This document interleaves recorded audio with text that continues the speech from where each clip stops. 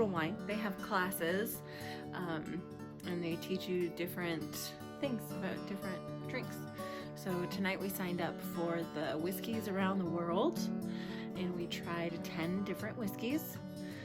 I tried 7. He showed tried up late. 7 because he showed up late. I tried 10 because I was on time. And so they had us try 1 Irish whiskey, Right. 4 Scotches, 1 Japanese, 2 Tennessees, 2 bourbons, and 1 bourbon rye. 1 bourbon, 1 rye whiskey. Numbers are hard. Yeah. And I think there was only 3 scotches. So anyway, Japanese and 2 Tennessees. Oh no, you're right. Uh-huh. What was your favorite? My favorite was the Irish whiskey. Irish whiskey. Surprisingly, being able to taste them all like sequentially, the scotches were a little too peaty, smoky for me, but the Kentucky It was good. was really good. It was, if you like a sweet whiskey, it was a really caramely, brown sugary. It was like butterscotch. It was there. It was very good. And I hate using the word smooth for whiskeys because that just kind of is like a overlaying word that doesn't mean anything. So I think that's the same with any of it, though. Because if somebody tells me, hey, this whiskey tastes like butterscotch, it really doesn't. It tastes like whiskey. With butterscotch notes, possibly, if you're looking for that. But really, it's just whiskey. Sorry. But definitely on the nose, it was sweeter. There wasn't the like smokiness like of the scotches and even the Japanese one, which is based off of a Scotch whiskey. Something we learned tonight. I retained some stuff. But it was sweet on the nose. It had all those really soft tones, and then it was what they call it, like a creamy mouthfeel. Yeah, I disagreed. The Japanese whiskey was interesting. No, I'm talking about the Kentucky. Kentucky. I thought you were talking about the Japanese. Well, but yes, the Kentucky was very good. Mm-hmm. But the Japanese, I think how did I explain it to you? It smells like British Victorian England and tasted like a punch in the face. She said it was medicinal and it tasted like Band-Aids and mercurochrome. So gross. Which apparently that's what Pete. That's the Scotch. That when it has that very medicinal flavor to it, and it was weird.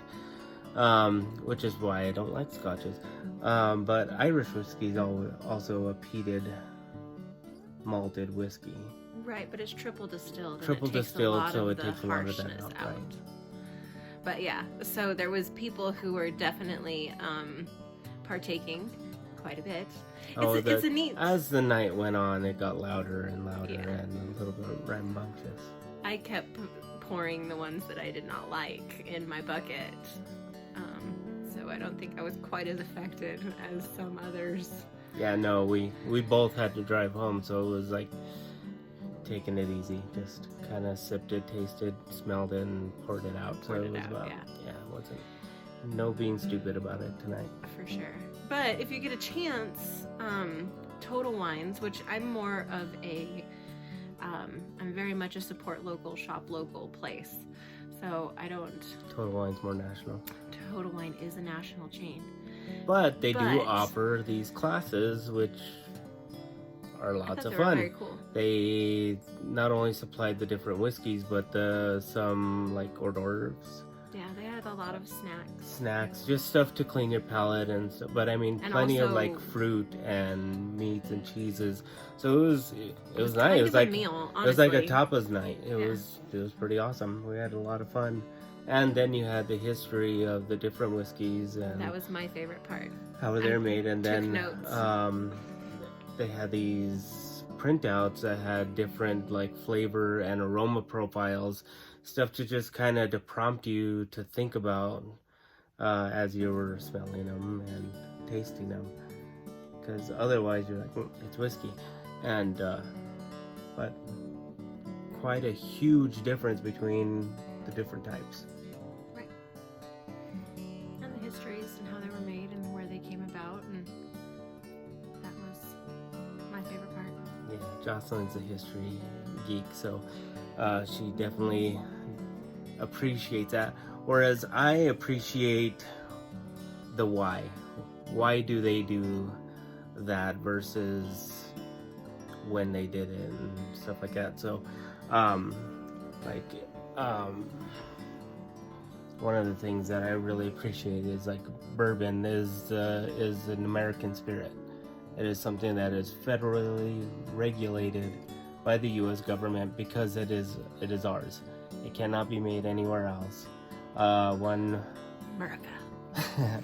One thing that's often misquoted about bourbon is that it has to be made in Kentucky, which is incorrect. There are Kentucky bourbons, but bourbon can be made anywhere in the continental U.S. It's true. Or anywhere in the U.S., as long as it's U.S. So Alaska and Hawaii, you're in there as well. What if that includes territories? Like Guam, Puerto Rico? That's something I didn't ask. We should look that up. We should. But yeah, it is the U.S. spirit. So if you want to be gung-ho USA, drink a bourbon. But I did really enjoy... Or tap water. Sorry. What did you enjoy? There's tap water in other countries. Some you can't drink.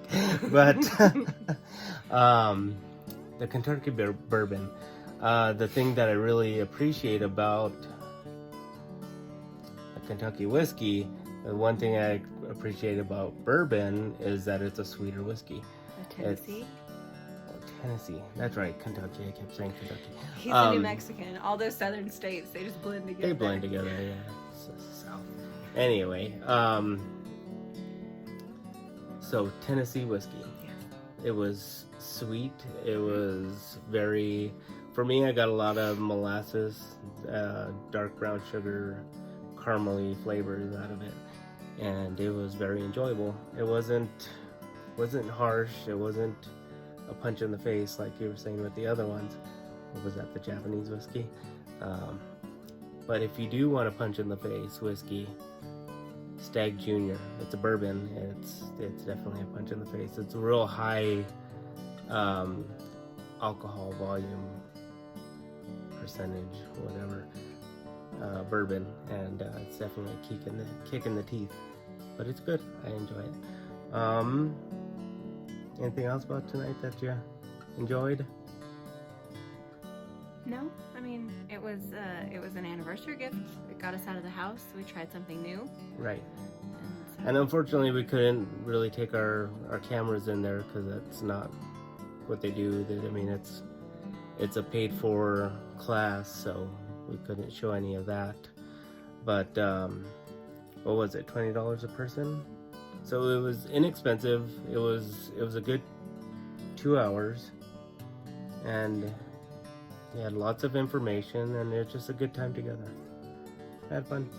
Good. So Total Wine, not only do they offer whiskey around the world classes like we went to, but I think in April and May they're coming out with a tequila class. And did you notice what the other ones were? I know they also have wine tasting classes as well. In February and March, they're doing barrel-aged and bites. So it's what's barrel-aged spirits pair with which foods, like bite-sized foods, which I thought seemed interesting. Yeah. It's all interesting. It's all interesting. Anyway, so if you're interested in something like that, go check it out. Go to Total Wine. There's several around everywhere because it is a national chain. And see what they offer in your area. So with that, thanks for watching this.